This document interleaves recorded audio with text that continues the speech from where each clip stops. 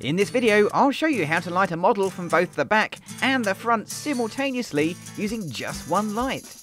Adorama TV presents Take and Make Great Photography with Gavin Hoey, where you'll learn how to take stunning photos and then polish them in post-production. Here's your host, Gavin Hoey.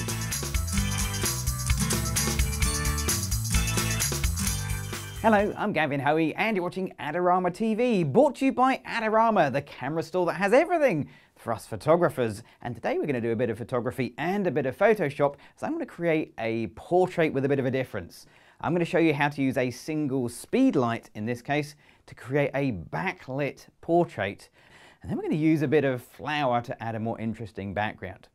Now, the first thing about photography is light. Light is the most important part of what we do, and today all of my light is coming from this little tiny flash gun. This is my Canon 580EX Mark II flash gun, and if you want to find out more about using speed lights or flash guns, check out the Adorama Learning Center, where there is tons of information on how to get the best out of these little guys. Now, I'm going to be working with my flash set to remote. If it was a Nikon, this is a Canon, so it's going to be on slave mode, and that means it's going to be an off-camera flash. So I'm going to pop it on my little light stand here, and we'll just attach that on like that. There we go. Okay, so we've got a light set up and ready to go. What other equipment do I need? Well, background. You've seen me use this background before in previous videos. This is my little pop-up black and white background. It's black on one side, white on the other. I used it to do a self-portrait not so long ago. Other useful bits of equipment, well, that's going to include my 5-in-1 reflector. I'm going to need that, well, very shortly. You'll see how that comes in handy. And of course, a camera. Today, I'm going to use my Canon 60D, and I'll explain why, well, once our model gets here. Oh, two other things that are really important for this tutorial. One of them is a ladder, and the second one is a load of flour. And you're going to see what we're going to do with the flour in just a little bit, but I can see that my model is pretty much ready to go, so let's get the model into the scene and start taking the photographs. So for this shoot, I've got Christina. Say hello, Christina, to the amazing Adorama TV audience. Hello. And she's going to be modelling for me, and this is going to be a really simple shoot in theory, one light. Except where do I put my light? Well, I've got my speed light. I could light Christina from the front, and that kind of makes sense. But for this shot, I want some amazing rim lighting, and that means we need to put the light behind Christina rather than in front. But that obviously causes a bit of a problem. Let me show you why. If I put the light behind Christina here, and we're just going to take a shot, let's see what the end result looks like. Okay, so I'm using my Canon 60D with my Canon 24 to 105mm lens, and we're going to be shooting in manual mode because we've got the flash effectively lighting and powering the shot. So in manual mode, I've dialed in a 200th of a second, f11, ISO 100, and I'm using the little flash gun to trigger the main flash behind. So this will fire a pre-flash, and the big flash will go pop, and that will light Christina. Except will it? Because the light's behind her. Let's see what happens when I take the picture. Okay, so are you ready? Here we go. Okay, so when I take the picture, as you can clearly see, what we end up with effectively is a backlit shot. We've got Christina's hair beautifully rim lighted, but of course her face is in pretty much silhouette. And when you think about it, that makes sense. The little pop-up flash isn't lighting the subject, only the main flash is lighting the subject, and of course it's lighting Christina's back, not the front of her face. So to get around it, we need to add a second light source in. And my second light source isn't going to be the little pop-up flash, because this is small, hard lighting and not very flattering, and we want to flatter Christina, we want to make her look great. So we need a bigger light source, and I've got one. And this is it. This is going to be my bigger light source. So this is a 5-in-1 reflector, and we've got it set to the silver reflector. So the theory is pretty simple. If the light's coming from behind and we put the reflector in front, then some of that light that doesn't bounce off Christina's head will come around the outside, hit the reflector, and then light her face. That's the theory, but does it work? Well, let's find out. Okay, so I obviously need to move the reflector a little bit.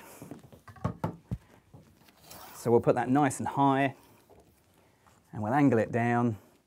And I also need to make sure that the light's in the right place, so I'm going to go round the back and just check that the background light here is actually pointing towards the reflector. which it is. Okay, so we're good to go. Okay, so same thing again, if you can just look at me, and here we go.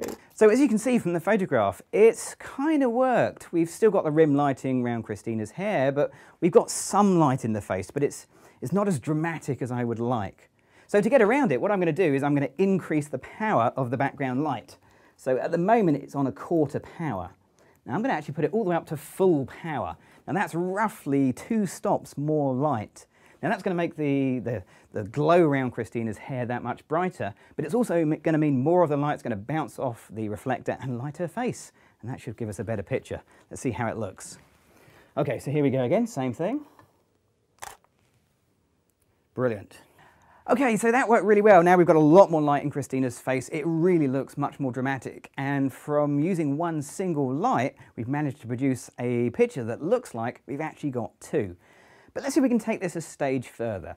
At the moment, the background, well, it's basically black, and although that works really well, let's see if we can just change it a little bit by adding something in the background that's going to give this a bit of an edge. And that something is going to be flour. I'm sorry, this may end up getting a little messy, but we're going to put a little bit of flour in the background, just coming down behind Christina, but in front of the speed light, and that's going to put a little bit of a, well, hopefully, a more interesting background. Let's set that up and see how it looks. Okay, so we've changed things around slightly. We've kept the light and the reflector in exactly the same place, but we've added a 3rd member to this team, and it's Sam up there on the ladder. And what she's doing is she's holding a little handful of flour. And this flour, she's just going to use it just to put some in the atmosphere just behind Christina. And when the flash comes through the flour, it should illuminate that flour and give us a really sparkly background. That's the idea. Let's take a picture and see how it looks. Oh, camera settings, exactly the same. No change in the camera settings, same settings as before. Right, off we go. So let's just come in like that. Brilliant. And again. So as you can see, that's worked really well. That flower in the background has taken that plain jet black, rather dull background and given it some absolutely amazing sparkle. And once we get the picture into Photoshop, we can even improve it still further. And I'm going to show you how to achieve this effect in Photoshop right now. So I took a lot of shots for this shoot, and it's a good idea because when you're using something like flower that's unpredictable as a background, the more pictures you take, the better. And this is probably the best compromise of all the pictures that I've got. It's good, it's got the backlit scene, the flower looks really good, although having the flower in the way reduced the output of the flash by diffusing the light a little bit more than I'd intended. So it's a little bit dark on Christina's face here. So I'm going to start first of all by getting the adjustment brush, and I'm going to increase the light by about a stop and a half, somewhere like that. Let's just make sure we've got auto mask turned off, and I'll just reduce the size of the feathering a little bit, and we'll just brighten up her face a wee bit like that. This is one of the wonderful things about shooting in RAW is you do get that little bit of exposure latitude, and that can really come out to save the day sometimes, like just now. Okay, so I'm happy with the balance of the exposure again. Next thing I want to do when I'm doing portraits is generally smooth out the skin tones with clarity. Thing is, if I increase the clarity, I really like what it does to the flower background. It really gives it an edge, but of course it's absolutely terrible on Christina. That's not a good thing to do at all. Similarly, if I take the clarity down, it works wonders on Christina's skin, but now that background is really losing its impact. So I'm going to mix it together by reducing the clarity, and then we'll fix the background with an adjustment brush in a moment. But once we're here in the basic panel, I think we'll also just bring the vibrance back down a little bit. It's just a little bit too warm in colour for me, and I like a slightly more muted tone for this shot. And also we'll bring the highlights down as well, just so we don't get too much flare from that background flash. Okay, so let's jump back into the adjustment brush. There's already one pin, which of course has the adjustment we made to the skin tones. Now we're going to just change the clarity, and all I'm going to do is click on the plus button. That will reset all of the other sliders, and I'll put my clarity to maximum, of course. And we'll just paint a little bit of clarity over the background, and that will help to restore that back to a much more edgy flower background. Now you can go more, you can click on the new button and repeat that again if you want to add in extra clarity in there. And yeah, let's go for a double dose of clarity because of course we reduced it earlier on. It will need that extra lift. And that gets me to where I want to be with my clarity setting. Okay, now I'm kind of happy with that. I think maybe just a few little general tweaks in here, maybe just a touch of general exposure and a touch of general contrast just to complement the whole picture. Then I'm going to click on Open Image and we'll leave the raw file behind and we'll end up back inside of Photoshop. So last thing to do here is just a bit of tidying up in the image. So normally with a portrait I would go through and remove any blemishes and bits and pieces, but Christina has amazingly good skin, so we're fine there, but we do have some weird stuff in the background. And this is all part of the whole process of throwing flour around. You're going to get large lumps, you're going to get small lumps. Those large lumps don't work for me, so I'm just going to get the spot healing tool and we'll just paint them out with the spot healing tool, just going across. And with a few clicks, they are almost gone. There we go. A couple more to go. Use the hand tool just to move around. Hold the space bar to get the hand tool.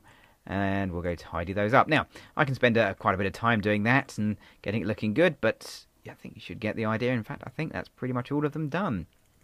Okay, so there you go. That is really the only editing I need to do. But with my portraits, once I've resized this to whatever the final output size is going to be, I will do a bit of sharpening. And in this case, the only thing I'm going to sharpen would be the eyes.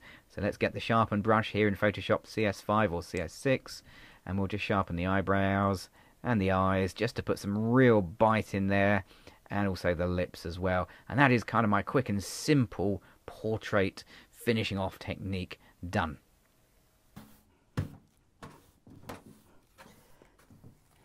Well, it was inevitable that this was going to turn into a bit of a messy shoot and someone's going to have to clean it up. Today that somebody is me, but there you go, that's all part of the fun of photography. Speaking of photography, if you want to get more great photo training videos, then you need to click on the subscribe button and subscribe to Adorama TV. I'm Gavin Hoey, thanks for watching. Right, I suppose I better go back to work. Right.